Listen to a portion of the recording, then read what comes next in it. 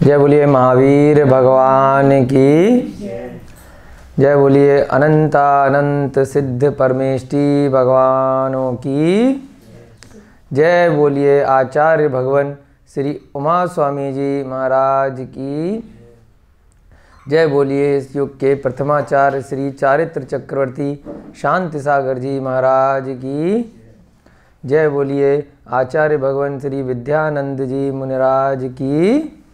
सभी को जय दु जुड़ंदो जय जिनेन्द्र। हम लोगों की तत्वार सूत्र की कक्षाएं चल रही हैं और सकुशल हमने 36 कक्षाएं संपन्न की हैं।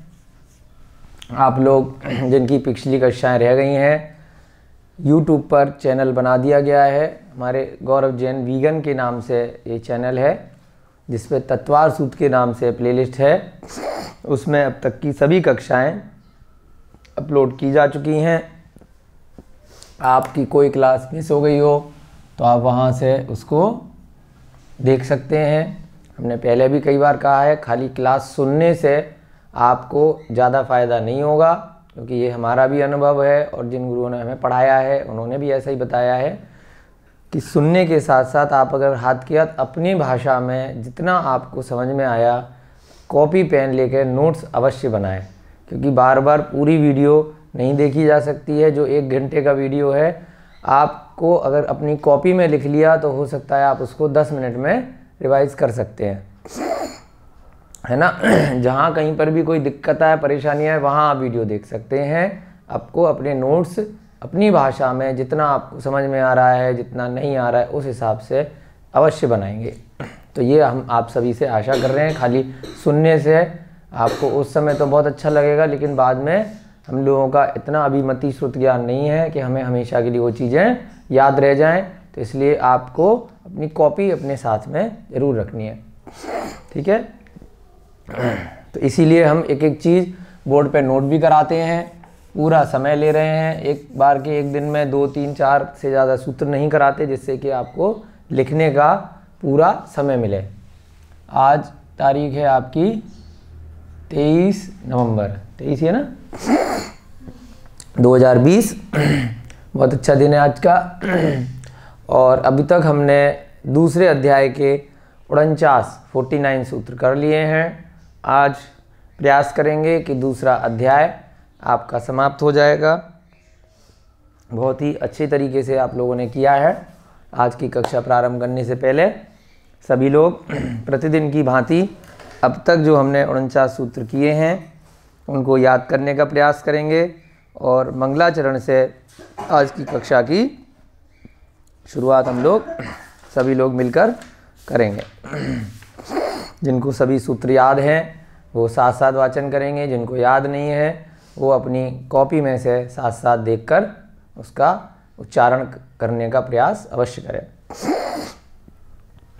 मोक्ष मार्गस्य नेतारं वेतारं कर्म भूभृतां ज्ञातारं विश्वतत्त्वानां वन्दे तद्गुणलब्धये वन्दे तद्गुणलब्धये वन्दे तद्गुणलब्धये। जय बोलिए आचार्य भगवान श्री उमा स्वामी जी महाराज की। आप सभी लोग अपनी पुस्तक कॉपी निकाल लीजिए। जिनको याद नहीं है अब तक के सारे सूत्र हम 5 मिनट में जल्दी जल्दी उच्चारण करेंगे। सभी लोग मिलकर बोलने का प्रयास करेंगे।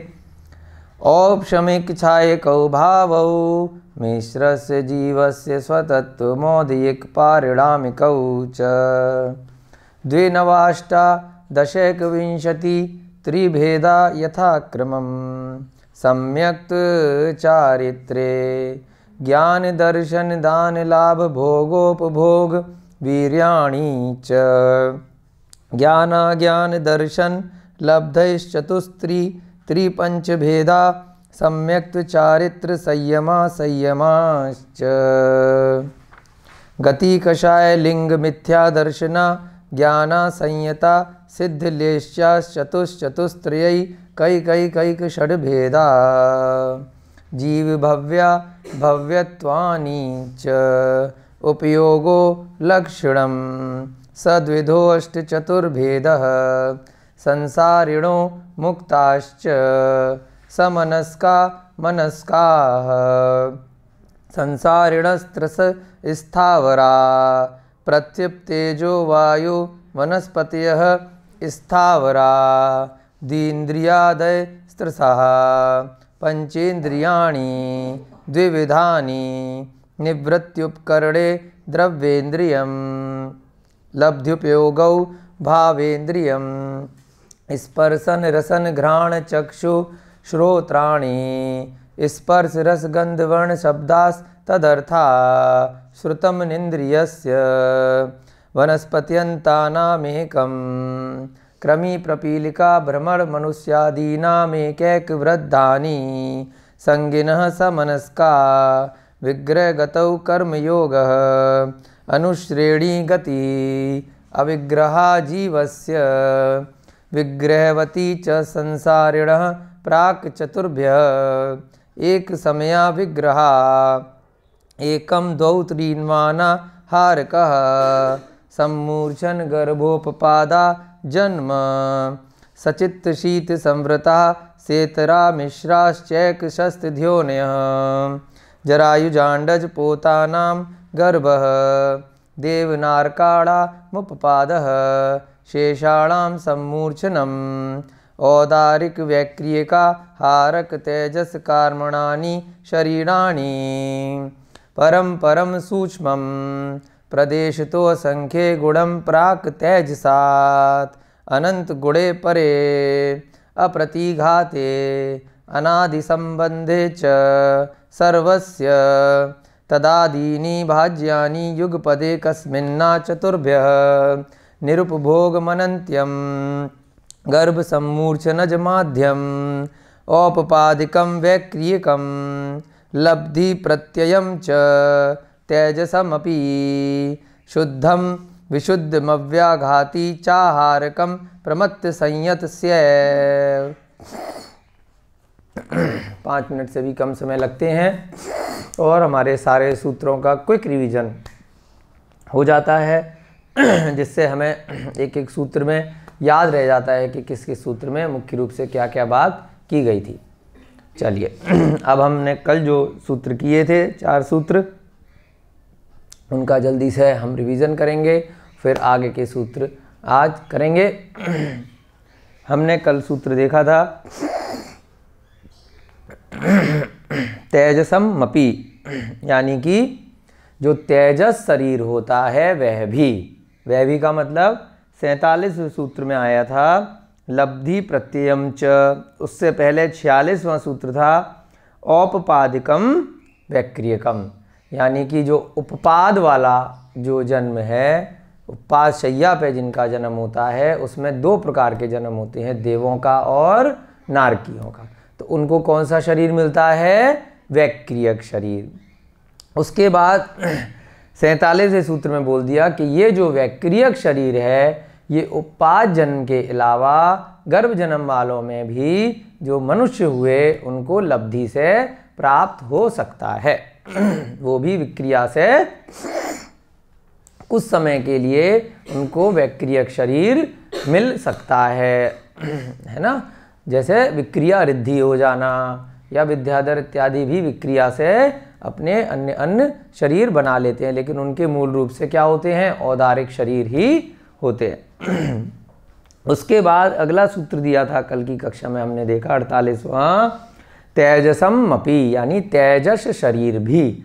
अब कल हमने उसमें देखा कि तेजस शरीर जो सामान्य रूप से होता है वो प्रत्येक जीव में होता है संसारी जीवों में।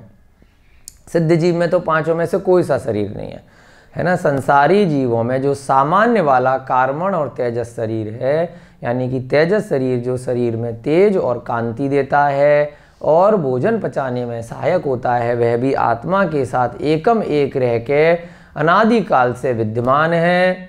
जैसी जैसी उसकी पर्याय होती है, जिस योनि में जाता है उस हिसाब से उसकी शरीर का जो तापमान है वैसा वो कर देता है, अदरवाइज वो रहता ही। ऐसे कार्मण शरीर है, पिछला वाला कर्म हटेगा, नया वाला जुड़ेगा। ऐसे ही तेजस शरीर है, परमानेंट कभी भी अलग नहीं होता है ना। पिछला वाला तेजस शरीर हट गया और दूसरा वाला जुड़ गया।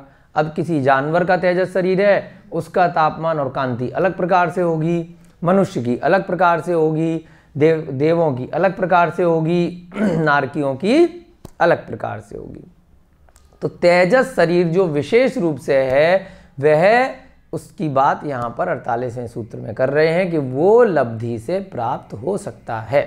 अब उसमें हमने देखा कि जो सामान्य वाला है वो उसे क्या बोलते हैं, नहीं निकलने वाला, यानी निस्सरणात्मक में अ लगा दिया। निस्सरणात्मक का मतलब क्या देखा था, निकलने वाला, और अ लगा दिया तो नहीं निकलने वाला। ये शरीर सभी जीवों में है। निस्सरणात्मक हमने देखा निकलने वाला शरीर, जैसे आहारक शरीर हमने पढ़ा था कि वो मुनि महाराज के मस्तक से निकलता है, वैसे ही जो निस्सरणात्मक शरीर होता है मस्तक से निकल के कहाँ से निकलता है, बाएं या दाएं कंधे से। बाएं कंधे से अगर निकला किसी के तो उसको हमने देखा कि अशुभ फल देगा, उल्टा वाला। दाएं कंधे से निकला तो क्या देखा, शुभ फल देगा, है ना। अशुभ वाले में क्या होगा, 12 योजन तो लंबाई में और 9 योजन चौड़ाई में, जहाँ पे मुनि महाराज बैठे हैं उनके शरीर से एक पुतला निकलेगा। कैसे रंग का पुतला निकलेगा, सफ़ेद रंग का निकलेगा, और वहाँ पर उस पूरे एरिया में शुभ फल दे करके वापस पुनः उनके शरीर में प्रविष्ट हो जाएगा। अशुभ वाला कैसा होगा, बाएं कंधे से निकलेगा, लाल रंग का होगा सिंदूर जैसे, और अशुभ फल देगा, यानी कि इतना अशुभ फल देगा कि सब चीज़ों को वहाँ आसपास की पूरी तरह से भस्म कर देगा। और क्योंकि मुनि महाराज के विचार गलत थे, रिद्धि तो हो गई, लेकिन उनके विचार सब कुछ क्रोध कषाय इत्यादि की वजह से ऐसा हुआ, तो आसपास की सभी चीज़ों को भस्म कर दिया। तो वापस जब वो शरीर आएगा तो मुनि महाराज को भी भस्म कर देता है। उनकी भी गति बिगड़ जाती है, उनका भी समाधि मरण नहीं हो पाता। तो इसलिए अपने को अगर अच्छे अच्छे कर्म करने हैं, मुनि महाराज इत्यादि बनने के भाव हैं, तो कषाय का पूर्णतया त्याग करना बहुत ज़रूरी है। अगर उसके साथ आपने बहुत तप भी कर लिया, रिद्धियाँ भी हो गई, तो अभी कोई फ़ायदा नहीं होगा। तो अपने को अपने विचारों में मृदुलता अवश्य लानी है ना, कषाय नहीं करनी। ठीक है, तो ये 2 प्रकार के शरीर हमने देखे, तेजस शरीर के प्रकार। एक तो सामान्य वाले जो नहीं निकलने वाले हैं वो सभी में होंगे, और निकलने वाले क्या हैं, वो लब्धि प्रत्यय होंगे, यानी कि रिद्धि से प्राप्त होंगे। उसमें 2 प्रकार होंगे, शुभ और अशुभ।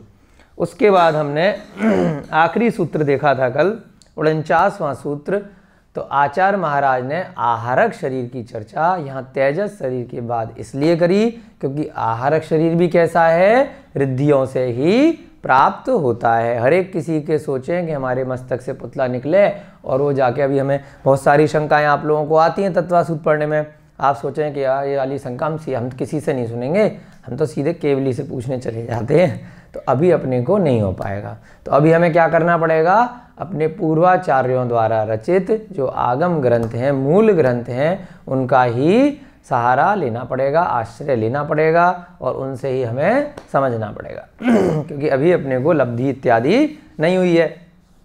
तो हमें क्या होगा, ये आहारक शरीर भी कैसा है, आहारक शरीर भी एक रिद्धि से ही मिलता है। और किसको मिलेगा, प्रमत्त संयत स्वैव लिखा है यहाँ पर, ये रहा प्रमत्त संयत स्वैव। इसमें हमने 14 गृह स्थानों के बारे में आपको क्विक कल नाम बताए थे।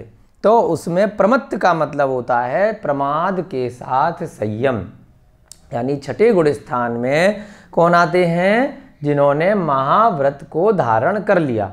5वें गुण स्थान के में कौन से थे, जिन्होंने अभी अणुव्रत धारण किए हैं। संयता, संयत, संयम भी है और असंयम भी है, क्योंकि अभी वो गृहस्थ में हैं, व्यापार इत्यादि कर रहे हैं, बहुत सारे काम उनको करने पड़ते हैं। ठीक है, गृहस्थ में रहने की वजह से, तो अणुव्रत बोलते हैं। आगे के अध्यायों में अणुव्रत, महाव्रत सब आएगा, आप चिंता मत कीजिए, सारे नियम आएंगे। तो प्रमत्त संयत स्वैव जो छठे गुण स्थान के मुनि महाराज हैं, थोड़ी बहुत उनके क्या रह जाती है, प्रमाद रह जाता है। प्रमत्त माने प्रमाद रह जाता है, तो उस वजह से पूर्ण ज्ञान नहीं हो पाया, अभी बिल्कुल केवल ज्ञान भी नहीं हुआ है, उससे बहुत पहले का स्टेज है। लेकिन उनको क्या हो सकती है, उनको महान तप करने की वजह से रिद्धि हो सकती है। तो उनके अगर कोई शंका हुई, उनके आसपास कोई पूर्व आचार्यों के ग्रंथ इत्यादि नहीं हुए, कोई समझाने वाले साधु नहीं हुए, तो क्या होगा, उनके मस्तक से उनकी रिद्धि की वजह से एक सफ़ेद रंग का पुरुषाकार एक हाथ का पुकला निकलेगा और कहाँ जाएगा, जो भी नज़दीक में केवली भगवान अगर विराजमान हुए या श्रुत केवली। श्रुत केवली कौन होते हैं, अभी उनको केवल ज्ञान नहीं हुआ है, लेकिन श्रुत माने उनको आगम को केवली भगवान से सुन करके लगभग उतना ज्ञान हो गया, अपनी स्वयं की आत्मा से ज्ञान नहीं हुआ है। केवली को क्या है, स्वयं की आत्मा से उन्होंने तीन लोक के सभी 6 द्रव्यों को एक साथ उनकी अनंत पर्यायों को जान लिया है। लेकिन श्रुत केवली को क्या होता है, इतना ही ज्ञान होता है परंतु अपनी आत्मा से नहीं होता। हमने जब प्रत्यक्ष अप्रत्यक्ष पढ़ा था पहले अध्याय में, है ना, तो प्रत्यक्ष नहीं है ना, अप्रत्यक्ष है। कैसा ज्ञान है, इनसे उन्हें ज्ञान प्राप्त हुआ है, लेकिन कितना, पूरा की पूरा उतना हो गया है। जैसे गौतम गणधर हैं तो उन्हें क्या बोलते हैं, गणधर। जब तक वो गणधर हैं तब तक क्या है, भगवान से सुन के पूरा ज्ञान होता है। जब भगवान को केवल ज्ञान हो गया तब उनसे सुन के हो रहा है, परंतु जब महावीर भगवान को मान लीजिए मोक्ष हो गया, उस दिन क्या हुआ, गौतम गणधर को स्वयं का ज्ञान हो गया, तब वो भी शाम को क्या हुए, केवली बन गए। उससे पहले उनको स्वयं से ज्ञान नहीं था, भगवान से सुन के ज्ञान मिलता है। तो आगे बात समझना, शुद्ध केवली, इस युग के अंतिम शुद्ध केवली कौन से रहे, आचार्य भद्रबाहु। ये नाम आपको हमेशा याद होना चाहिए, जिनके प्रमुख शिष्यों के नाम में चंद्रगुप्त मौर्य, जो जैन आगम के अंतिम जैन सम्राट रहे, अशोक के जो दादा थे सम्राट अशोक के, तो वो इनसे सीधे उन्होंने शिक्षा ग्रहण करी थी। ठीक है, तो उनके पास जाके उनसे शंका का समाधान कर लेता है। अब आहारक शरीर के बारे में इस सूत्र से क्या निकला, शुभम विशुद्धम अव्याघाती च आहारकम प्रमत्त संयत से, यानी कैसा है, शुभ फल देता है, क्योंकि शंका का समाधान करने जा रहा है कोई, व्याघात रहित होता है और ये भी रिद्धि से प्राप्त होता है। और किनको होता है, छठे गुण स्थान के मुनि महाराज को होता है। अब यहाँ पर आप देखिएगा एक चीज कि 40वें सूत्र में वर्ड यूज किया था अप्रतिघाते, और यहां वर्ड क्या यूज किया आचार्य महाराज ने, अव्याघाती, है ना। तो वो किसके लिए यूज किया था अप्रतिघाते 40वें नंबर के सूत्र में, तेजस और कार्मण शरीर। अप्रतिघात से तात्पर्य ये निकला था कि 3 लोक में वो कार्मण और तेजस शरीर कहीं भी जा सकता है ना। और यहाँ क्या वर्ड लिया, अव्याघाती, यानी कि किसको हो रहा है आहारक शरीर, मात्र मनुष्य में हो रहा है, देवताओं के नहीं होगा, ये देवों के भी नहीं होगा।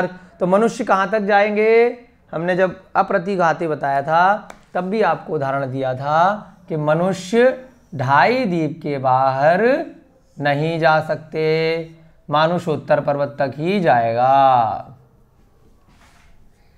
ठीक है, वहां तक जा सकता है। कितना है मानुषोत्तर पर्वत तक की सीमा, अभी 3रा अध्याय कल से शुरू होने वाला है, उसमें बहुत अच्छे से आएगा। अभी रेफरेंस के लिए आप समझ लीजिए 45 लाख योजन, यहाँ से लेके यहाँ तक की क्या है दूरी, 45 लाख योजन की है। तो वहाँ तक ये शरीर आहारक शरीर जा सकता है, इसलिए इसके लिए एक अलग शब्द का प्रयोग किया, अव्याघाती, है ना, बाधा रहित है। जहाँ तक जाना है वहाँ तक के लिए बाधा रहित है, लेकिन क्योंकि मनुष्य के निकला है तो इसके बाहर उसकी एंट्री नहीं है, तो मात्र 45 लाख योजन तक जा सकता है। ऊपर तक जाना चाहेगा तो कहाँ तक जा सकता है, वो भी अगले अध्याय में आएगा। हमने पहले भी आपको बताया था कि सुमेरु पर्वत की जो चूलिका है उसके ऊपर मनुष्य नहीं जा सकते, क्योंकि वहाँ पर क्या होंगे, स्वर्ग प्रारंभ हो जाएंगे। तो मनुष्य गति का कोई भी जीव अपने शरीर के माध्यम से वहाँ नहीं जा सकता।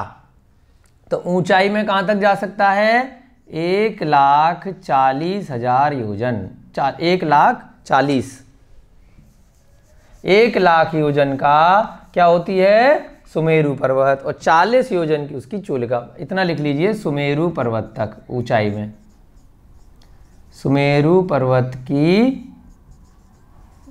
चूलिका तक ज़्यादा से ज़्यादा जा सकता है, क्योंकि मनुष्य गति का जीव उसके ऊपर नहीं जा सकता। और लंबाई में कहाँ तक जा सकता है? मानुषोत्तर पर्वत तक, यानी 2.5 द्वीप के कोने तक ज़्यादा से ज़्यादा जा सकता है। और अप्रतिघाते का क्या मतलब है ना? वहाँ तक जहाँ तक सुमेरु पर्वत है वहाँ तक जा सकता है। और कहाँ तक जा सकता है? 2.5 द्वीप तक। तो कौन सा शरीर हुआ? आहारक शरीर। और सेम चीज़ आप लगा लीजिए, जो तेजस शरीर में जो निस्सरणात्मक वाला शरीर है, ये जो 40वें सूत्र में अप्रतिघात था, वो किसके लिए था? सामान्य वाले तेजस शरीर के लिए। इसको मिटा दें, फिर लिखवा देते हैं आपको।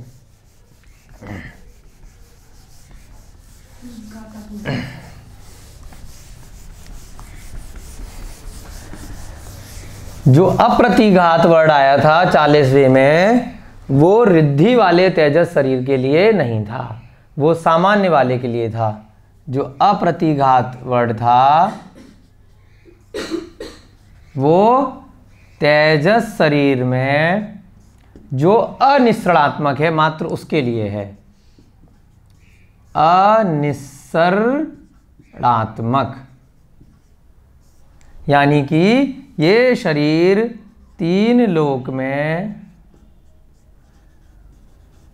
कहीं भी जा सकता है। सिद्धिशिला पर जा सकता है क्या? बताइए। 3 लोक में कहीं भी जा सकता है। जल्दी से बताइए, सिद्धिशिला पर जा सकता है क्या? सिद्धिशिला पर भी अनंत एक इंद्रिय जीव हैं। पहले भी आपको बताया था। हम सिद्धों की बात नहीं कर रहे, हमने क्या बोला? सिद्धशिला बोला। सिद्धिशिला किसकी बनी है? पृथ्वी का एक जीवों की पूरी शिला रत्नमयी। तो उन पृथ्वी का एक जीवों की भी तो कार्बन और तेजस शरीर है। सिद्धशिला पर जा सकता है, सिद्धों के नहीं होगा। सिद्धशिला पर सिद्ध भगवान भी बैठे हैं, और ठसाठस पूरे भरे हुए जो तनुवात विलय है, अभी अगले अध्याय में आएगा, वहां पर भी बहुत सारे जीव हैं जहां पर सिद्ध भगवान है। तो वहां 3 लोक के अंदर ही तो है सिद्धशिला। तो जब साफ साफ कह दिया कि पूरे 3 लोक में ठसाठस ये सारे के सारे जो एक इंद्रिय जीव हैं वो है, तो 3 लोक में कहीं भी जा सकता है। सिद्ध भगवानों के अंदर नहीं है, परंतु वहाँ उनके आसपास जो स्थावर जीव हैं, जो एक इंद्रिय पर्याय के जीव हैं, उनके ये वाला शरीर होता है कार्बन और तेजस शरीर, सामान्य वाला। अब दूसरी बात करेंगे हम, जो ये वाले में आया आहारक शरीर के साथ में, आहारक शरीर और निस्सरणात्मक वाला जो तेजस शरीर है, वो कहाँ तक जा सकता है? वो मात्र 2.5 द्वीप तक ही जा सकता है।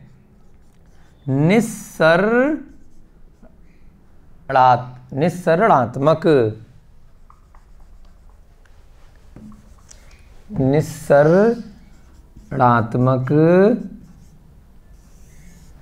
है ना, तेजस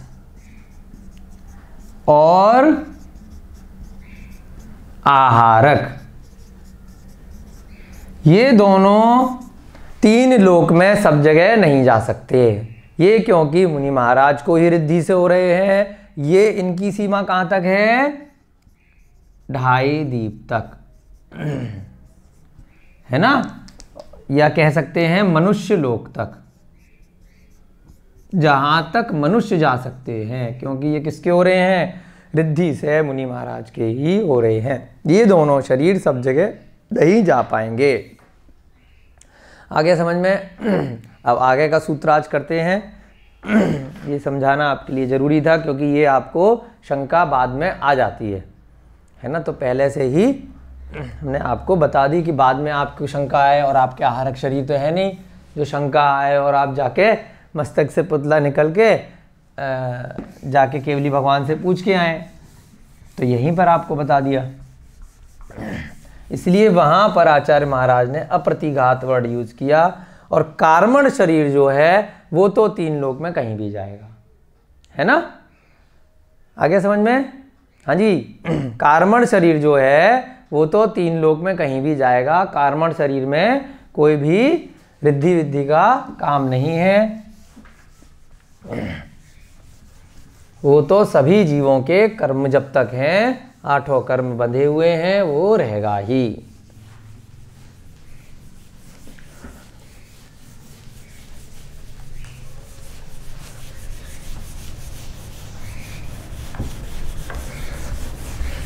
चलिए 50वें नंबर का सूत्र, छोटा सा सूत्र है, कई बार आपको पहले बता चुके हैं उसके बारे में। सूत्र रूप में आचार्य महाराज ने अलग से यहाँ पर दिया है।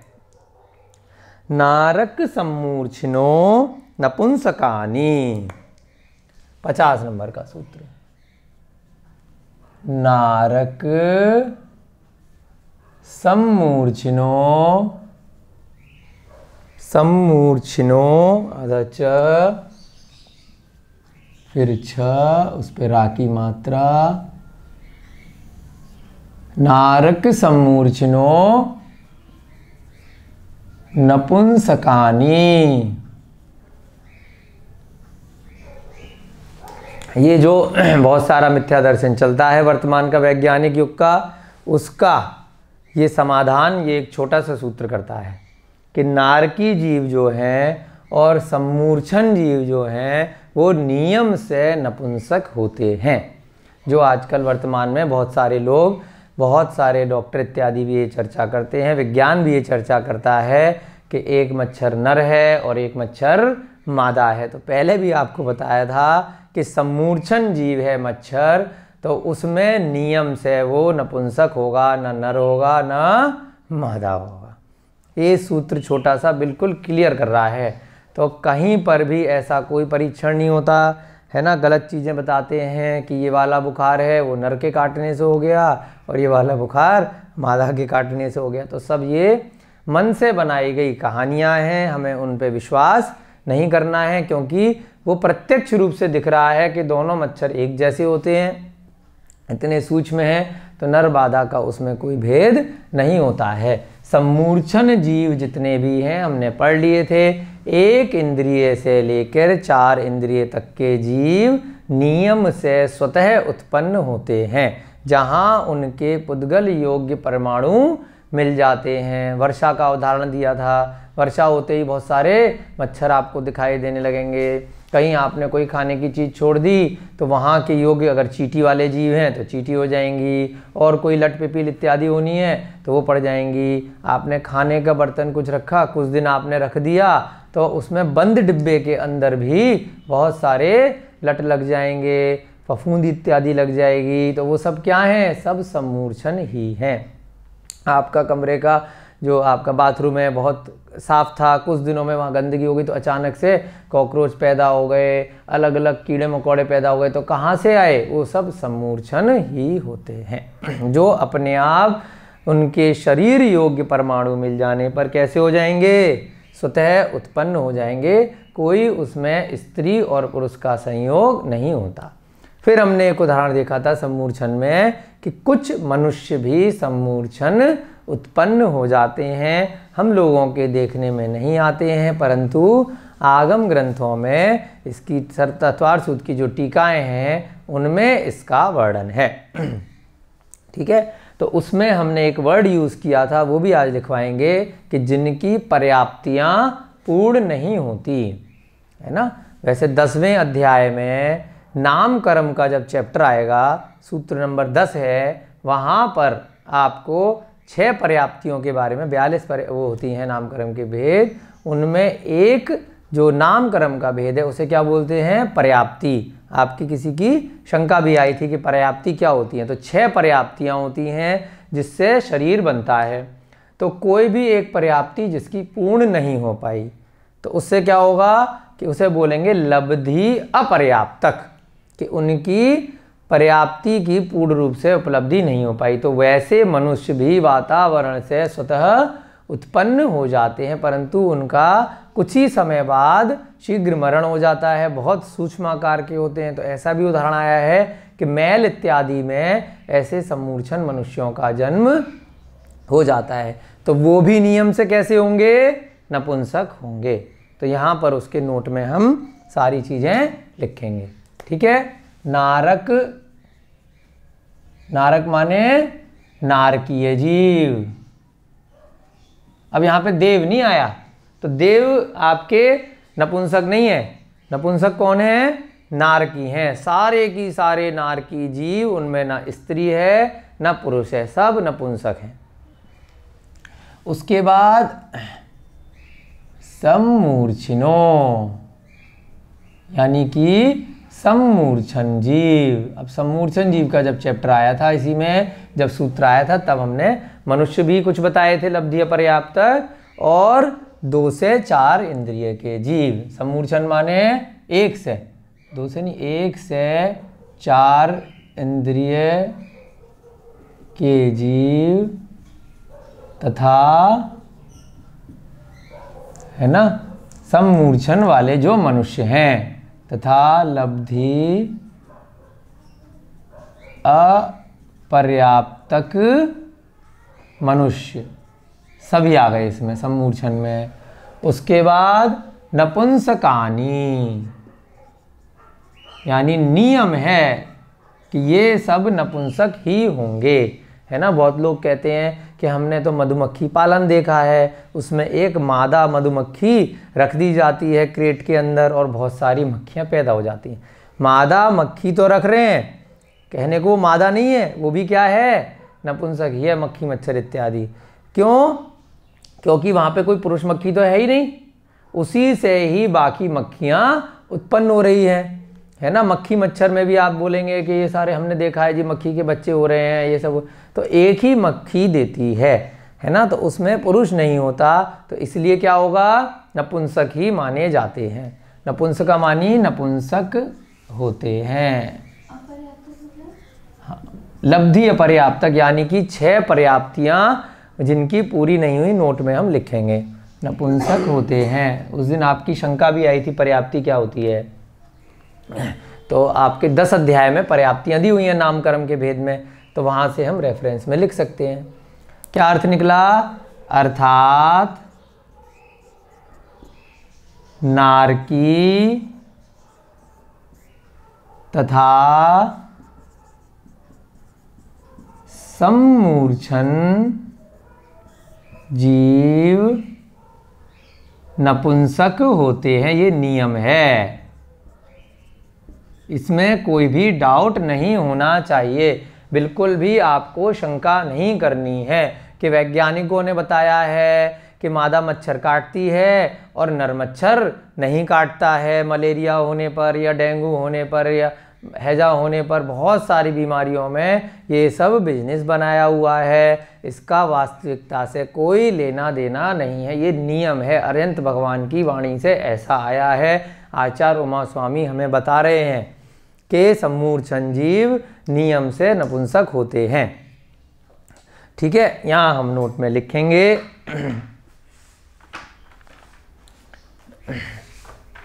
है ना।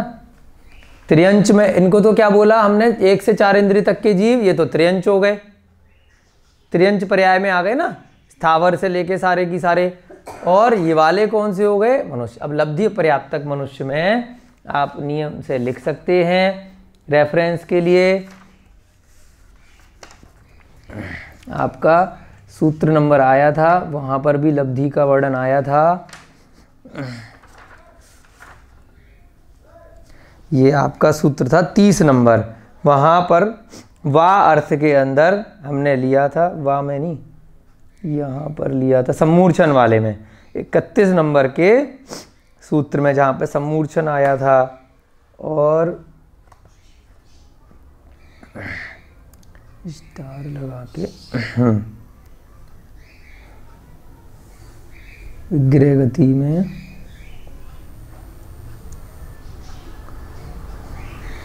यहाँ हमने इधर सूत्र में सम्मूर्छन में आपको बताया था।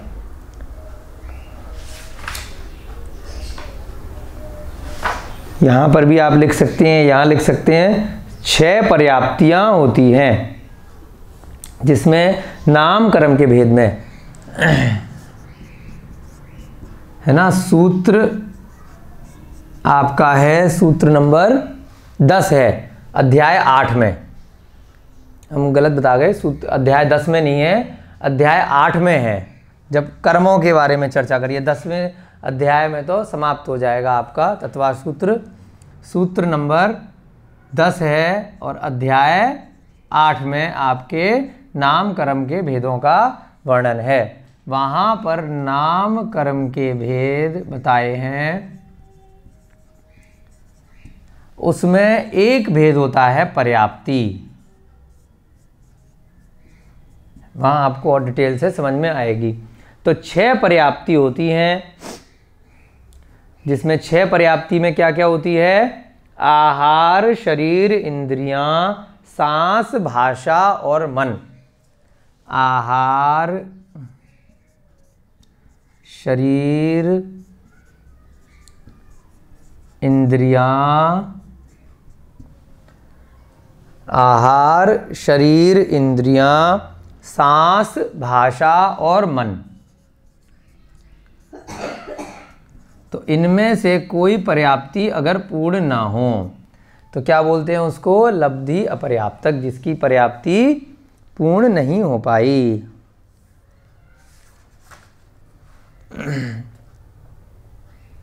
यह आया था सूत्र नंबर 35 में आया था, हमने यहाँ आपको लिखवा दिया। सूत्र नंबर 35 में आया है। वो गलत आपको रेफरेंस दे दिया। सूत्र नंबर 35 में आप देखिए, अगर आप देख सकते हैं आपके नोट्स में, शेषाणाम सम्मूर्छनम 35 नंबर के सूत्र में बढ़ाया है। कुछ जीव जो अति सूक्ष्म आकार के होते हैं, स्वतः उत्पन्न हो जाते हैं, उन्हें लब्धि अपर्याप्तक मनुष्य कहते हैं। ये जीव भी सम्मूर्छन होते हैं, हमारे देखने में नहीं आते। 35वें नंबर सूत्र में ये वर्ड आया था। तो वो जीव, पर्याप्ति का क्या मतलब है? ये 6 प्रकार की पर्याप्तियां हैं अध्याय नंबर 8 में, सूत्र नंबर 10 में।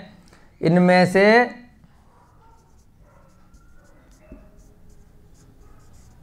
कोई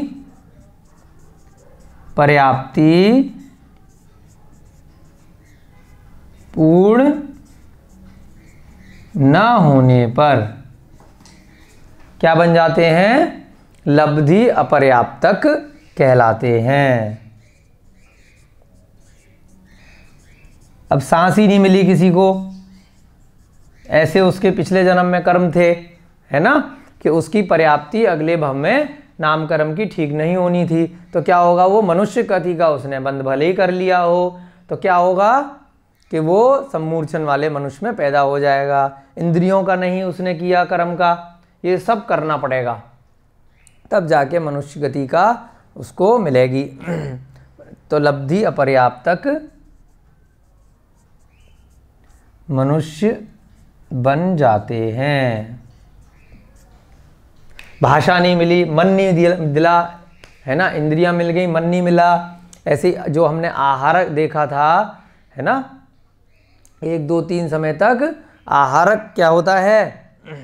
हमने विग्रह गति में देखा था ना, अनाहारक और हारक कि कितने समय तक उसके पुद्गल योग्य परमाणु लेते हैं। तो वो आहार नहीं मिला, शरीर ही नहीं मिला उसको, तो क्या होगा? कोई भी अपर्याप्ति उनकी पूरी नहीं हो रही, तो क्या होगा? सम्मूर्छन वाले मनुष्य बन जाएंगे। ये सब कैसे होते हैं? नियम से नपुंसक होते हैं। आ गया समझ में आपके? छोटा सा सूत्र है, पहले बहुत बार रेफरेंस इसका दिया है कि सम्मूर्छन जीव और नारकी जीव नियम से नपुंसक होते हैं। अगला सूत्र और भी छोटा है, न देवा। क्या है 51 नंबर का? न देवा। वाचार महाराज बहुत लंबे लंबे सूत्र नहीं बनाते, शॉर्टकट में बात करते हैं। न देवा क्या मतलब हुआ? देवों के नहीं। किससे रेफरेंस लेंगे? पिछले वाले सूत्र से। भाई यहाँ पे केवल उन्होंने लिख दिया नारकी और सम्मूर्छन के होते हैं, तो अब कोई पूछे देवों के भी होते हैं क्या? उन्होंने पहले कहते देवों के नहीं होते, देवों के नपुंसक भेद नहीं होते। तो मतलब क्या होता है? देव में देवियां भी होती हैं और देव भी होते हैं, है ना, यानी स्त्री और पुरुष होते हैं। अब तुरंत किसी का प्रश्न आएगा, तो जैसे मनुष्यों में स्त्री पुरुष नपुंसक होते हैं, तो देवों में भी स्त्री पुरुष और नपुंसक होते हैं क्या? कह दिया ना, नपुंसकानी के बाद न देवा, नपुंसक नहीं होते। तो जब नपुंसक नहीं होते, 3 प्रकार के वेद हैं, उसमें से सब नपुंसक नहीं होते, तो क्या मतलब निकला? स्त्री और पुरुष वेद होते हैं, है ना। यहाँ पे नार की वर्ड यूज नहीं किया है ना, नारकियों में होते हैं। अब कोई पूछेगा भाई भूत के नपुंसक होते हैं कि स्त्री पुरुष होते हैं? हाँ, आपका अच्छा प्रश्न है, अगले अध्याय में आएगा। भूत देवों का प्रकार है, भूत नारकियों का प्रकार नहीं है। व्यंतर जाति के देवों में भूत पिशाच राक्षस आते हैं, तो वो भी क्या हुए? चूंकि देव हुए, तो उनमें भी नपुंसक नहीं होंगे। भूत भी क्या होंगे? स्त्री और पुरुष हो सकते हैं। यानी क्या अर्थ निकला इसका? न माने नहीं, देवा माने देवों के। न माने नहीं,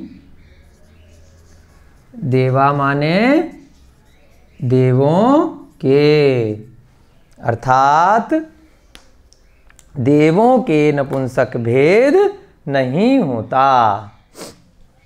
अर्थात देवों के नपुंसक भेद नहीं होता। उनके स्त्री और पुरुष भेद होते हैं।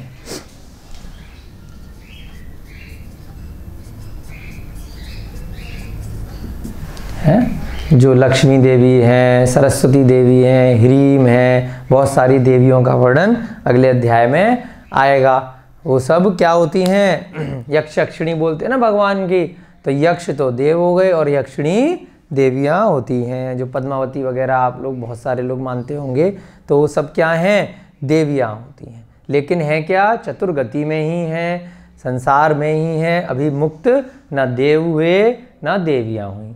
ठीक है, सौधर्म इंद्र होता है, उसकी आपने पढ़ा होगा, सौधर्म इंद्राणी होती है, वो देवियाँ होती हैं। ठीक है, बहुत छोटा सा सूत्र था। अब अगला सूत्र भी बहुत छोटा सा है, रेफरेंस में एक के बाद एक चल रहे हैं। न देवा यानी देवों के नहीं। अब अगला सूत्र है शेषास्त्र वेदा। क्या है सूत्र?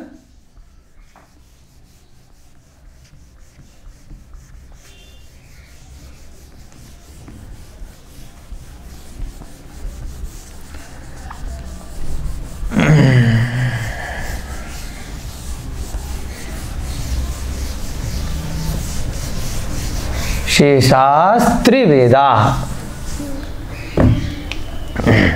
52 नंबर का सूत्र। शेषास्त्र वेदा, जो वेद वर्ड आया है वो किसके लिए आया है? हमने मोहिनी कर्म में भी एक बार देखा था, जब हमने आपके पहले अध्याय में रेफरेंस दिया था, तो वहाँ पर भी वेद वर्ड आया था। वेद वर्ड स्त्री पुरुष और नपुंसक के लिए, तीनों वेदों के लिए प्रयोग में आता है। त्रि माने 3, शेषा, अब ये आपको अब तक तो अच्छे से याद हो गया होगा। संधि करते हैं तो क्या बन जाता है? आधा स। किसका बन जाता है? अगर विसर्ग होता है तो। विसर्ग के साथ में अगर संधि करी जाती है तो क्या बन गया? आधा स बन गया। उसके बाद क्या निकला? त्रि। फिर क्या निकला? वेदा। तो इसमें 3 शब्द आपके बन गए। यहाँ से क्या बना? शेषा, यहाँ से त्रि और फिर वेदा। शेषा माने शेष के। अब बार बार नाम नहीं लिखेंगे आचार्य महाराज, एक बार कह दिया नारक सम्मूर्छन, उसके बाद कह दिया देव। अब बाकी कौन से बचे? 4 प्रकार की गतियाँ आपने देखी थी, मनुष्य गति, त्रियंच गति, नारकी गति और देव गति। लेकिन यहाँ पे तो त्रियंच वर्ड यूज किया नहीं, यहाँ तो सम्मूर्छन यूज कर दिया। तो इसका मतलब क्या है, सम्मूर्छन के अलावा जो त्रियंच बच गए, त्रियंच में भी दो भेद है ना, स्थावर हो गए एक तो एक इंद्रिय वाले, उसके अलावा बाकी जो 2 से 4 इंद्रिय तक के हो गए विकलेंद्रिय जिसको हमने बोला था, उसके बाद पंचेंद्रिय वाले जो जानवर पशु पक्षी हैं, बड़े बड़े जानवर पक्षी मछली मगरमच्छ इत्यादि, तो वो सब भी हैं तो त्रियंची। तो यहाँ पर उन्होंने त्रियंच वर्ड यूज नहीं किया, क्या लिखा, सम्मूर्छन वाले हैं वो नपुंसक हैं और नारकी नपुंसक हैं। तो अब शेष में क्या रह गए, जो इनके अतिरिक्त जो त्रियंच रह गए है ना, और जो मनुष्य भी, मनुष्य यहाँ पे कौन से हैं, केवल सम्मूर्छन वाले मनुष्य, बाकी सारे मनुष्य उनमें तीनों वेद हो सकते हैं, स्त्री भी हो सकती है, पुरुष भी हो सकते हैं और नपुंसक वाले मनुष्य भी हो सकते हैं, है ना, नपुंसक वाले बोलते हैं ना मनुष्य। ऐसे ही जो त्रियंच हैं, जो जानवर हैं, उनमें भी मेल वाला जानवर भी हो सकता है, फीमेल भी हो सकता है और नपुंसक वाला भी हो सकता है। जानवरों में भी जितने भी बड़े पशु पक्षी जानवर इत्यादि दिखाई देते हैं, ठीक है। त्रि माने 3, शेषा माने शेष के वेद होते हैं। वेद माने स्त्री पुरुष और नपुंसक, अर्थात शेष में क्या क्या आ गए,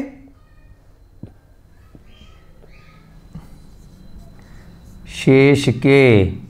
अब शेष में क्या आ गए, जो गर्भ जन्म वाले मनुष्य रह गए, और गर्भ के अंदर क्या थे, जरायुज, अंडज और पोत, इनमें भी जो आ गए सारे की सारे जो त्रियंच रह गए, गर्भ जन्म वाले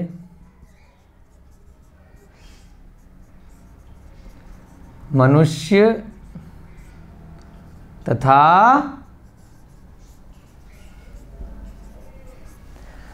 सम्मूर्छन वाले जो त्रियंच हैं, क्या उनके गर्भ जन्म है,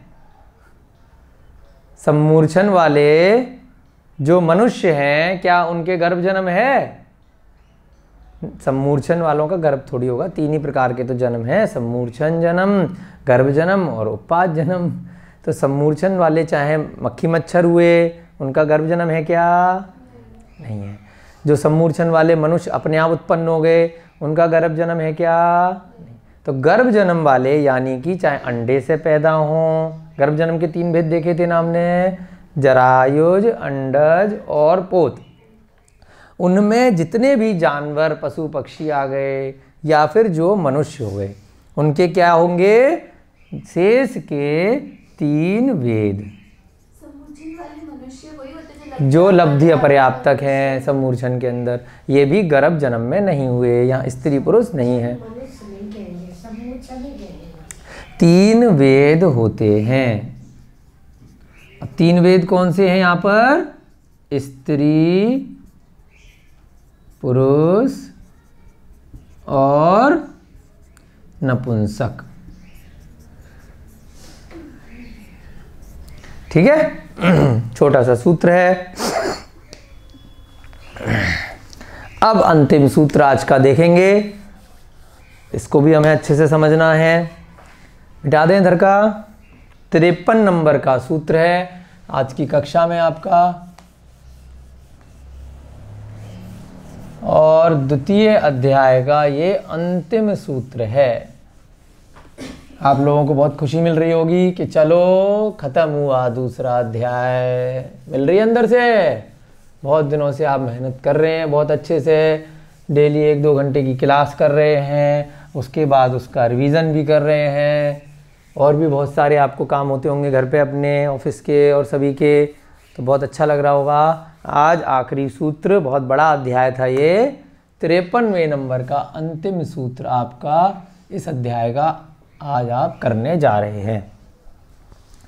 औपपादिक चरमोत्तम देहा, औपपादिक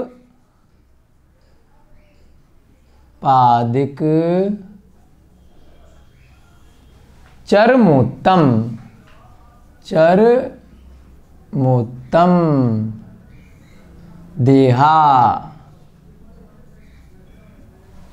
उसके बाद क्या कहा, संख्ये वर्षा युषो, संख्ये वर्षा युषो,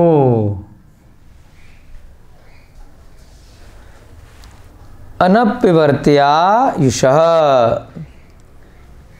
इसके साथ में ही है तो एस लगा दिया, अनप्यवर्त्या, अनप्यवर्त्या,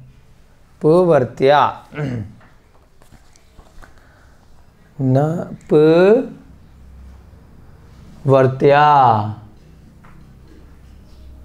युषः, ये सब मिला हुआ है। तो उसके साथ में ओ के साथ में जब मिलाया तो हमने बताया था कि इस प्रकार से साइन लगाते हैं, क्योंकि आ अगर उच्चारण करना हो तो संस्कृत में।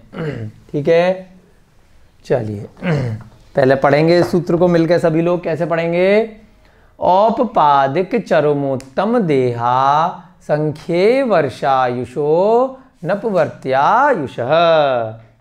अब इसका संधि विच्छेद करेंगे, क्या बनेगा, औपपादिक, उसके बाद चरमोत्तम, उसके बाद साथ में इसके देह, चरमोत्तम देह। यहां से अ ले लेंगे, यहां से बड़ा आ नहीं लेंगे, क्या लेंगे, खाली अ, असंख्येय। उसके बाद यहां से क्या लेंगे, वर्ष, फिर यहां से क्या लेंगे, यहां पर बड़ा आ लेंगे। अ प्लस आ मिलके भी आ बनता है, और दोनों छोटा आ मिलाएंगे तब भी आ बन जाता है, और एक छोटा आ एक बड़ा आ मिलाएंगे तब भी दीर्घ यानी कि बड़ा आ बन जाता है। तो यहाँ पर तो हमने छोटा आ के रेफरेंस में आ रहा था, देह को अलग किया तो क्या बनाया, आ। यहाँ पे लेकिन आयुषो नहीं बनता, तो क्या बन रहा है, आयुष। तो क्या लिया यहाँ से, आयुषो। फिर यहाँ से क्या लिया, इसके साथ में बन रहा था अनप्यवर्त आयुषः, है ना। अभी नीचे हम एक एक शब्द लिखेंगे और अच्छे से आपको इसका मतलब समझ में आ जाएगा। ठीक है, लिखते हैं फिर मतलब समझते हैं। औपपादिक, एक शब्द ये अलग हुआ, दूसरा चरमोत्तम देह। अब इसका भी क्या हो जाएगा, चरम प्लस उत्तम, ये भी दो शब्द बन जाएंगे। तो क्या बन जाएगा, चरम उत्तम देह। इसमें भी दो शब्द मिले हुए हैं। चरमोत्तम में भी क्या हो गया, चरम प्लस उत्तम देह। उसके बाद कौन सा शब्द है, अ ले लिया वहां से, तो क्या बन गया, असंख्ये।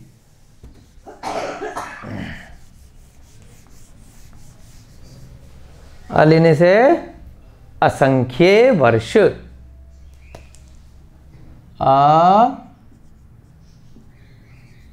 असंख्ये वर्ष। असंख्य आपको याद आ रहा है, हमने तीन प्रकार से पढ़ा था, संख्यात, असंख्यात, अनंत, है ना। संख्यात जो मति शुद्ध ज्ञान से जानी जा सके, असंख्यात जो अवधि मने परे ज्ञान से जानी जा सके, अनंत जो केवल ज्ञान से संख्या जानी जा सके। तो असंख्य वर्ष यानी कि असंख्यात वर्ष। उसके बाद देखा हमने क्या वर्ड निकला, आयुषो, है ना, असंख्यात वर्ष की आयु वाले। उसके बाद अनप्यवर्त आयुषः, मिटा देने, आपने सब नोट कर लिया।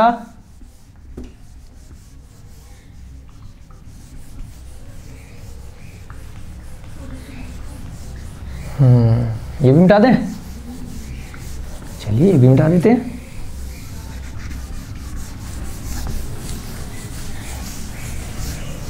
औपपादिक चरमोत्तम देहा संख्ये वर्षायुषो न प्रवर्त्या आयुषः। उसके बाद शब्द है अनप्यवर्त्य। यहां से हमने एस से क्या ले लिया, अनप वर्त्य, फिर क्या बना आयुषः। क्या अर्थ निकला इसका?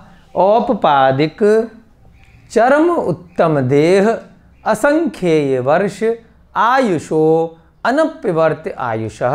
अब इस प्रकार से इसका संधि विच्छेद हो गया। तो क्या अर्थ है भाई? औपपादिक माने जो उपपाद जन्म वाले हैं, यानी कि उपपाद जन्म वाले कौन से हैं? देव और नारकी दोनों हैं, जो बिल में पैदा हो रहे हैं चाहे उपपाशैया पे पैदा हो रहे हैं। उपपाद जन्म वाले, उपपाद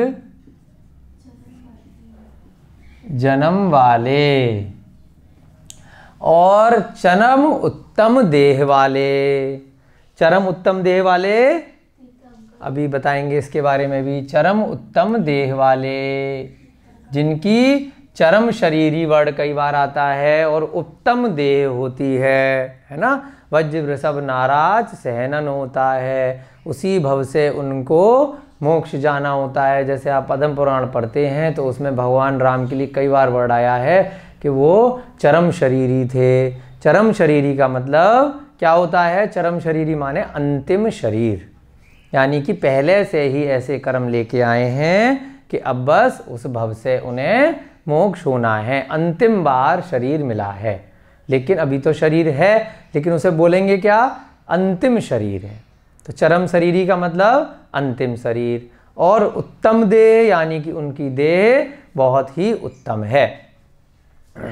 तो जैसे सर्वार सिद्धि से मान लीजिए आदिनाथ भगवान ने यहाँ पे जन्म लिया, तो क्या बोलेंगे? चरम शरीरी है, अंतिम भव है उनका, अब दोबारा से उनको किसी योनि में नहीं जाना। लेकिन जब तक यहाँ पर मनुष्य गति में हैं, जब तक सिद्ध नहीं बने, तो क्या बोला जाएगा? चरम शरीरी। तो जो उनकी आयु है वो पूरी अपनी करेंगे। जो सिद्ध भगवान का लास्ट जन्म होता है, हाँ जी हाँ जी, उसको क्या बोलेंगे? चरम शरीरी। तीर्थंकरों का पहले से बंद करके आए हैं या उस समय उन्होंने कर लिया तो क्या होगा?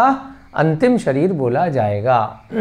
असंख्य वर्ष यानी असंख्यात।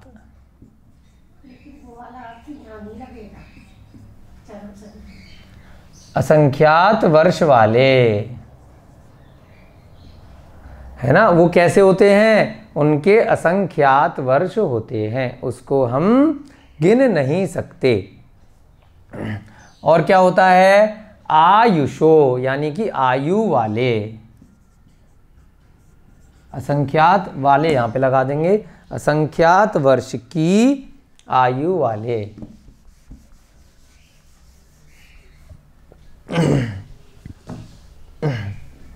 असंख्यात वर्ष की आयु वाले। अनप्यवर्त का अर्थ क्या है? नहीं घटने योग्य आयु, है ना। यानी कि अपनी आयु पूरी करके। अनप्यवर्त माने परिपूर्ण, और आयु माने आयु वाले।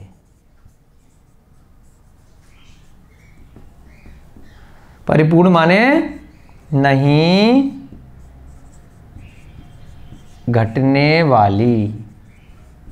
अनप्यवर्त एक वर्ड आता है संस्कृत में, इसका मतलब होता है कि कोई ऐसी चीज़ जो किसी दूसरे कारण से उसको कमी नहीं की जा सकती। क्या मतलब निकला इसका? जो उपपाद जन्म वाले जीव हैं, पिछले भव से उन्होंने ऐसे कर्म करे कि भाई इस स्वर्ग में जाना है और इतने सागर की आयु पूरी करनी है। अब किसी दूसरे देव से उनका झगड़ा हो गया, उसने कहा मैं तुझे अभी ख़त्म कर देता हूँ, तुझे मैं नीचे दूसरी योनि में फेंक देता हूँ। तो कितना भी कुछ भी करेगा तो उसकी आयु घटने, जो पहले से बंद करके आए हैं वो कम नहीं की जा सकती। नार की सोच है कि मैं अभी अपना आत्महत्या कर लेता हूँ, यहाँ पे बहुत कष्ट हैं, सुसाइड कर लेता हूँ। तो भाई कितनी बार भी वो कूद जाए कहीं से, कितनी बार भी स्वयं को घात कर ले, मारना चाहे, दूसरे को मारना चाहे, खुद को मारना चाहे, ना तो दूसरे को मार पाएगा ना ही स्वयं को मार पाएगा। कौन सा जीव? जो उपपाद जन्म वाला है। क्या कह दिया, क्यों नहीं मार पाएगा, अनप्यवर्त्य आयुषः, अपनी आयु उनकी जो बांध के आए हैं वो घटने नहीं वाली।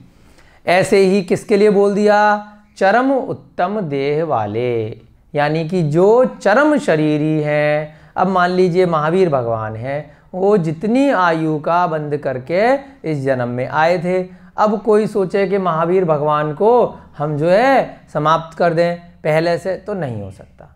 आयु कर्म उनका जितना है, केवल ज्ञान भी उत्पन्न हो गया, उसके बाद भी क्या होगा, परिपूर्ण आयु अपनी करके ही जाएंगे। जो उनका अंतिम भव है, जो भी जीव अगर अंतिम भव में है तो उनका अकाल मरण नहीं हो सकता। यहाँ पे इसका क्या मतलब है, दूसरा अकाल मरण नहीं, वो नीचे हम जब इसका अर्थ करेंगे वो लिखेंगे। अनप्यवर्त का मतलब जिनका अकाल मरण नहीं हो सकता।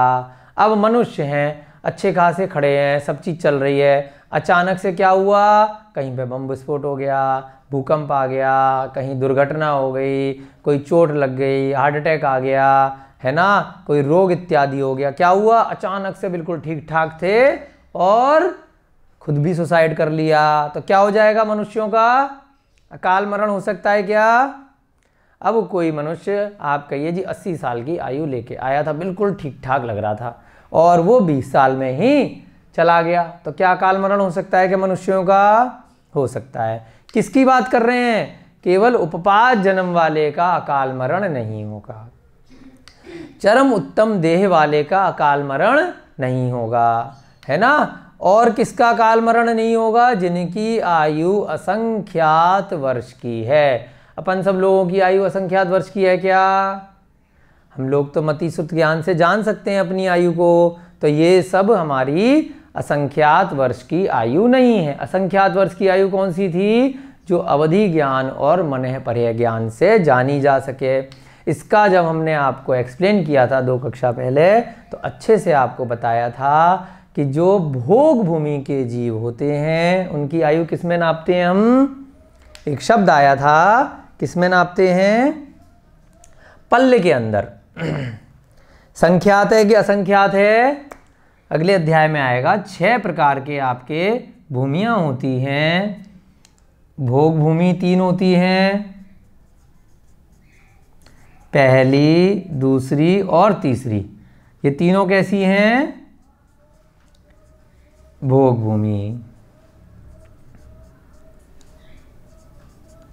इन तीनों में जो सबसे नंबर 1 की है उसे क्या बोलते हैं, उत्तम भोग भूमि, दूसरी मध्यम और तीसरी जघन्य। उसके बाद जो चौथा काल जिसको हम बार बार बोलते हैं, चतुर्थ काल में तीर्थंकर इत्यादि होते हैं, तो ये कौन सा काल आ गया, ये तीनों कौन सी भूमि हुई, कर्म भूमि। इन तीनों को क्या बोला, भोग भूमि, और इसको कर्म भूमि। यहाँ पर 4, 5, 6 इस प्रकार से 3 काल आते हैं। चतुर्थ काल में मोक्ष इत्यादि हो सकता है, और अभी अवसर्पणी काल के दोष की वजह से पंचम काल के प्रारंभ में भी कुछ लोगों को मोक्ष हुआ, जम्बू स्वामी इत्यादि को, है ना। तो अभी रेफरेंस के लिए आपको इतना समझना है, अगले अध्यायों में बहुत डिटेल में इसकी चर्चा होगी। ये जो भोग भूमि के जीव होते हैं इनकी आयु हम वर्षों में नहीं नाप सकते, किस में नापते हैं, पल्ले इत्यादि में, वो भी रेफरेंस आएगा, है ना। सागर में भोग भूमि के जीव की आयु नहीं होती है, सागर तो पल्ले से भी बहुत बड़ा है, वो देवों और नारकियों की आयु उसमें होती है। इनमें क्या होगा, पल्ले में इसकी आयु होगी, पल्ले से भी बड़ा सागर होता है। उद्धार पल्ले आता है, अद्धा पल्ले आता है, वो सारा आपको तिलोय परिणति नामक ग्रंथ में बहुत डिटेल में इसकी चर्चा की गई है। तो इनकी आयु, ये जो पल्ले है, पल्ले को हम जब वर्ष में निकालेंगे तो हम गिन नहीं सकते, बहुत ज़्यादा है, तो क्या बोलते हैं इसको, असंख्यात वर्ष, जिनकी गणना हम अभी अपने मति सुत ज्ञान से नहीं कर सकते। तो ये तीनों के लिए क्या रेफरेंस दिया यहाँ पे, असंख्यात वर्ष की आयु वाले।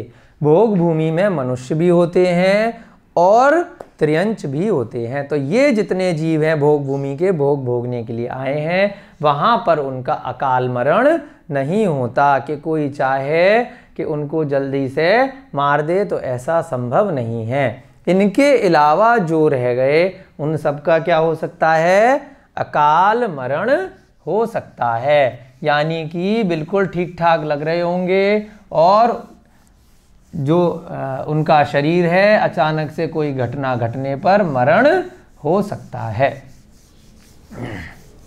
ना। आयु भले ही 100 साल की लेकर आए हों, 80 साल की लेकर आए हों, लेकिन वो बाकी बची हुई आयु तुरंत उनकी खिर जाती है अंत समय में। जैसे ही एक्सीडेंट होगा तो जो बची हुई आयु के जो परमाणु होंगे, जो उनके कर्म होंगे, वो झड़ जाएंगे।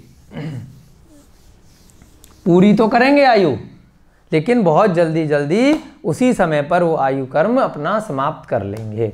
तो ऐसा नहीं है कि किसी की आयु बहुत ज़्यादा है तो उसका अकाल मरण नहीं हो सकता, बिल्कुल संभव है। किनका नहीं होगा? मात्र उपपात जन्म वालों का, चरम उत्तम देह वालों का और असंख्यात वर्ष की आयु वालों का। अर्थात क्या सूत्र का अर्थ निकला? उपपाद जन्म वाले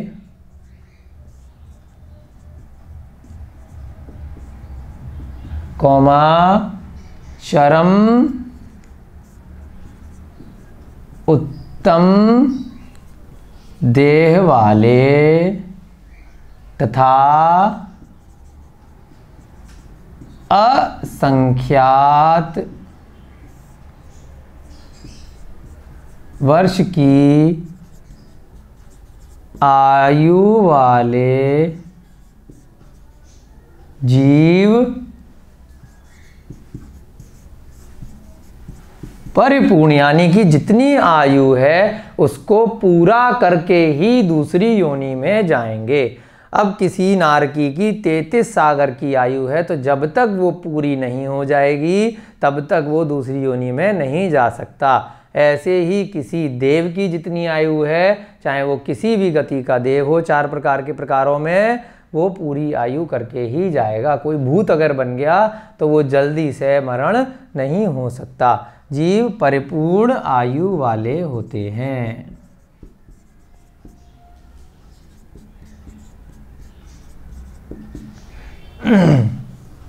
ठीक है, अब इसमें हम लिखेंगे कि इन शब्दों का क्या मतलब है।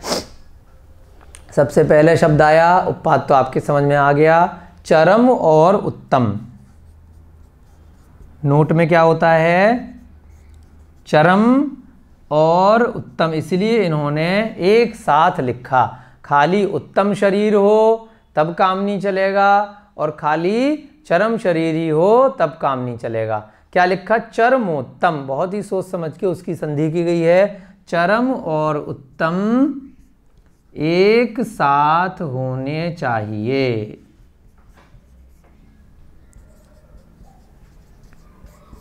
है ना? जैसे तीर्थंकर इत्यादि। चरम अर्थात अंतिम शरीर।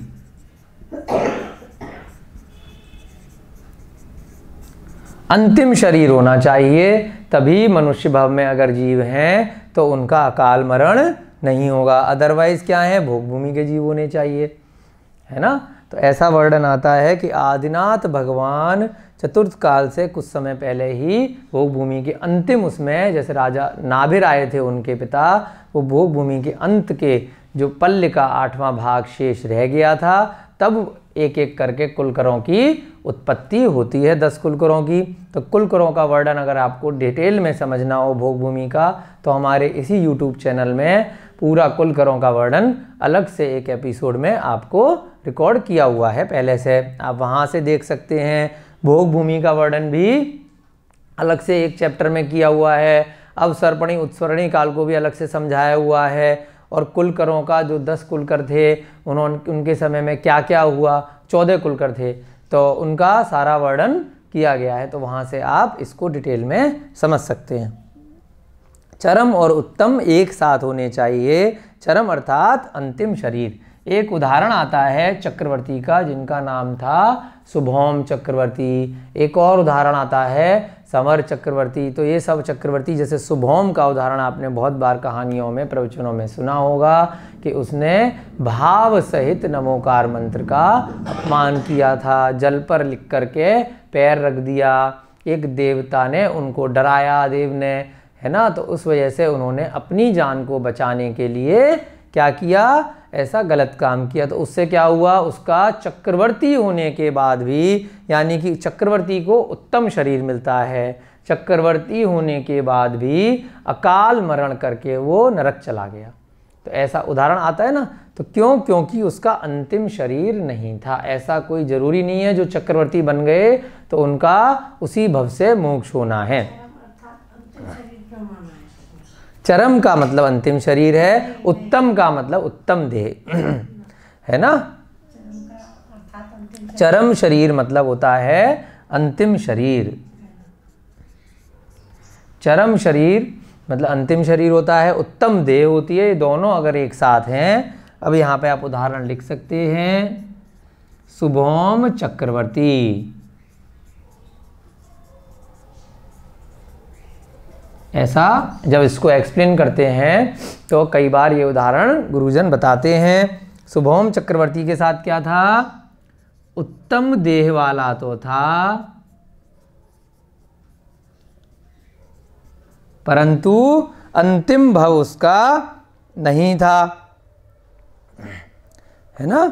यानी कि उस भव से उसे मोक्ष जाना कोई कंफर्म नहीं था। उत्तम देह वाला तो था, परंतु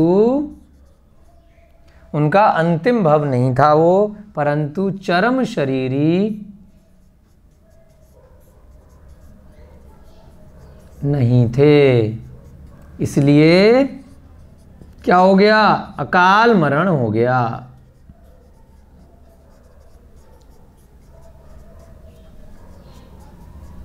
और एक गलती की वजह से नरक में दुख को भोगना पड़ा। इसके बाद एक शब्द क्या आया है यहाँ पर आपका, असंख्यात वर्ष। वो यहाँ लिख दें या ऊपर से मिटाएं, यहाँ से हटा देते हैं। असंख्यात वर्ष माने जो भोग भूमि के जीव हैं वो सारे असंख्यात वर्ष की आयु लेकर आते हैं, उनका भी अकाल मरण नहीं हो सकता। असंख्यात वर्ष के जीव आयु वाले यानी भोग भूमि के जीव, असंख्यात वर्ष की आयु वाले भोग भूमि के जीव होते हैं।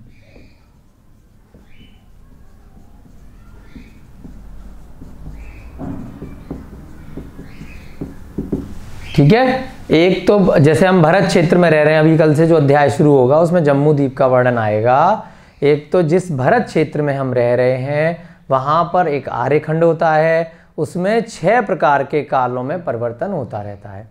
तो कभी भोग भूमि आती हैं, फिर ये कर्म भूमि आती हैं, और कुछ क्षेत्र ऐसे हैं उत्तर कुरु, देवकुरु इत्यादि जहाँ पर हमेशा भोग भूमि विद्यमान रहती है। वो अगले अध्याय में जो जम्मू द्वीप का आपका चार्ट है वहाँ पर आपको बहुत अच्छे से ये चीज़ें समझ में आएंगी कि सुमेरु पर्वत के ऊपर और नीचे 2 प्रकार के उत्तर कुरु, भोग बुरु इत्यादि क्षेत्र हैं, और अलग अलग क्षेत्रों में जो 6 खंड में जम्मू द्वीप को बांटा गया है वहाँ पर ये तीनों प्रकार की भोग भूमियाँ हमेशा रहती हैं, है ना। वहाँ पर काल का परिवर्तन बार बार उत्सर्पणी और अवसर्पणी में नहीं होता।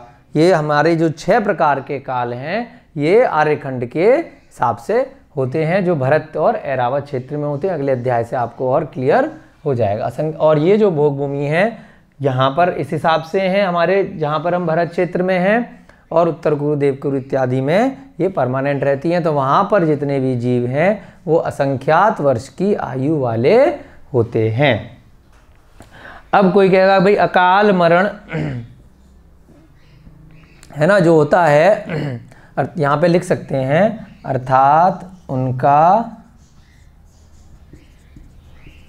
ये परिपूर्ण आयु वाले का मतलब क्या है, अकाल मरण न होना। अकाल मरण नहीं होता, यानी कि अब अकाल मरण का क्या मतलब है वो भी आप रेफरेंस में लिख लीजिए।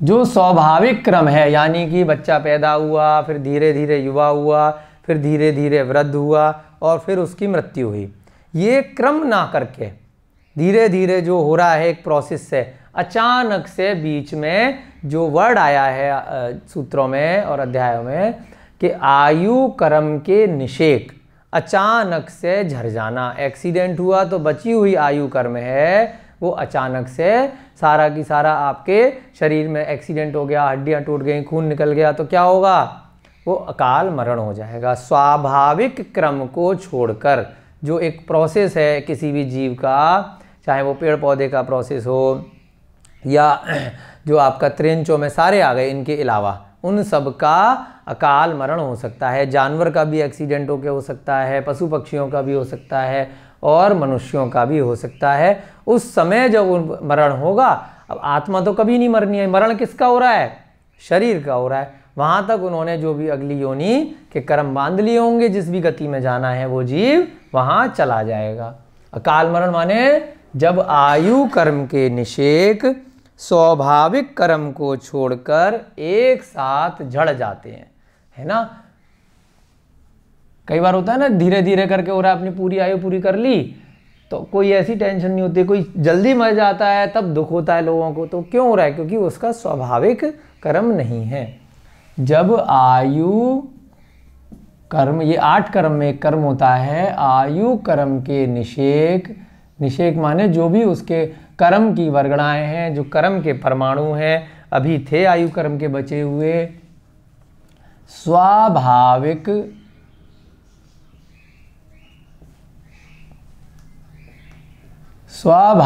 क्रम, स्वाभाविक क्रम का मतलब धीरे धीरे प्रोसेस है जो जिस आयु का, जिस भी गति में, जब आयु कर्म के निषेक स्वाभाविक क्रम को छोड़कर एक साथ खिर जाते हैं या झड़ जाते हैं। आयु तो पूरी करेगा वो जीव जितनी आई है, बिना आयु पूरी करे दूसरी आयु में नहीं जाता। कोई भी जीव दूसरी योनि में नहीं जाएगा। अब वो आयु पूरी कैसे करेगा, जितनी बची हुई आयु थी जैसे ही उसकी कोई दुर्घटना हुई वो तुरंत खत्म हो जाएंगे, बचे हुए एक साथ खिर जाते हैं। उसे अकाल मरण या इसका दूसरा नाम है या कदली घात भी बोलते हैं, कई कई जगह कदली घात मरण कहते हैं। अब किसका नहीं होता यह अकाल मरण, तो इस सूत्र में बता दिया, उत्पाद जन्म वालों का एक साथ नहीं झड़ेगा और ना ही जो भोगभूमि के जीव हैं उनके साथ ऐसा होगा, और ना ही जो ये उत्तम शरीर वाले हैं, यहाँ जैसे चरम शरीर लिखा और ऐसे ही यहाँ पर उत्तम शरीर आप लिख सकते हैं। तो उत्तम शरीर किसका होगा, जो चक्रवर्ती इत्यादि हुए उनको क्या बोलते हैं, 63 सलाका पुरुष। उत्तम माने 63 शलाका पुरुष, जो इनको हम क्या बोलते थे हैं कि बहुत सारे मनुष्य गति में ऐसे जीव होते हैं जो एक ये जो चतुर्थ जैसे काल है इसमें 63 सलाका पुरुष होते हैं। कुछ चक्रवर्ती होते हैं, उनमें से कुछ नारायण होते हैं, कुछ प्रति नारायण होते हैं, कुछ कामदेव होते हैं और कुछ तीर्थंकर होते हैं। इस प्रकार से ये सारे की सारे 63 सलाका पुरुष होते हैं। उनको जैसे कामदेव को बोलते हैं ना उत्तम देह है, तो इसीलिए बोला जाता है कि ऐसी तीर्थंकरों की उत्तम होती है। जो नारायण प्रति नारायण है, जैसे लक्ष्मण का और रावण का भी उदाहरण है, तो इनका कोई अकाल मरण नहीं हो रहा। अकाल मरण तो इनका हो सकता है, किनका, इनके चरम शरीरी के अलावा, रावण का भी तो अकाल मरण हुआ ना जब उसको वध किया गया, है ना, ऐसे ही बाकी ये दोनों जब एक साथ हो जाएंगे, चरम और उत्तम, तब उनका अकाल मरण नहीं होगा। ठीक है, आपकी कक्षा में आज ये आपका द्वितीय अध्याय समाप्त हो गया। काफ़ी लंबी कक्षा चल गई। आपकी जो भी शंकाएं हों वो धीरे धीरे हम आगे के अध्यायों में दूर करने का प्रयास करेंगे। और कल से तीसरा अध्याय आपका प्रारंभ होगा। इसमें आपकी सारी पृथ्वियों का, स्वर्गों का, नरकों का बहुत अच्छे से वर्णन है, आपको अच्छे से कराने का प्रयास करेंगे। जय बोलिए महावीर भगवान की जय, बोलिए आचार्य भगवान श्री उमा स्वामी जी महाराज की जय, बोलिए चारित्र चक्रवर्ती श्री शांति सागर जी महाराज की जय, बोलिए आचार्य भगवान श्री विद्यानंद जी मुनिराज की जय, बोलिए अनंतानंत सिद्ध परमेष्टि भगवानों की। सभी को जय जिनेन्द्र जय दू जड़ंदो।